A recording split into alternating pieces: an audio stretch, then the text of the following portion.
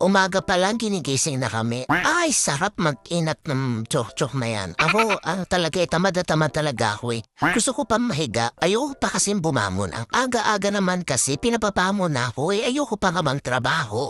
Siyempre, yung paribo ni Leora, hindi yan mawawala. Hala naman yan, kinaganda niya yun. At siyempre, feel na feel niya yan na nakaribon siya. Eh si ribbon girl daw siya eh. Huwag niya natin akong tatanungin kung magre-ribbon ako ha. Dahil hindi ko yan bet, excuse me. Ko, ayoko ng kaartehan. Puro na lang kasi kaartehan. Eh paribon-ribon pa. Kala mo naman kinaganda yan. Pa-smile-smile pa siya, nakakabusit. Basta ako dito, magpapaaraw lang ako kasi maganda ang araw sa katawan. Huh? Kahit na mainit pero hindi naman siya sobrang init. Kasi syempre, umaga yan eh. Sobrang maganda sa katawan ang araw, no? Tapos syempre, Ricky-Epal to si Leora na Ricky-Araw din siya, no? Engkitera eh. Kapatid ako engkitera, yung gagawin natin. Ganun talaga. Medyo masarap nga sa pakiramdam tong araw na to. Syempre, ay, grabe. Antok na antok pa talaga ako. Aga-aga naman kasi niyan, 7 a.m. Pagigisingin ka. Sino ka dun? Kasura. At pinabababa na nga ako ng nanay ko. Sabi niya, bababa na daw kami kasi nga aalis daw sila. Pupunta daw sila ng gym.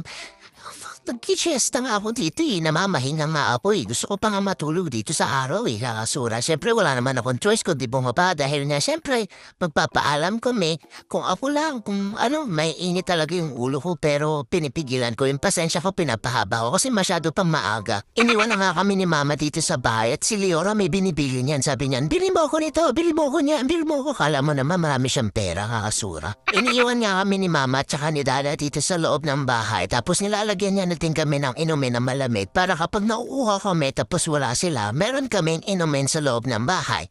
Tapos mag-gym daw sila. Si mama wag kayo nagpapaniwala dyan kasi kapag uwi niya sa bahay, kung ano-ano din naman kinakain niya, useless lang din yung pag-gym niya.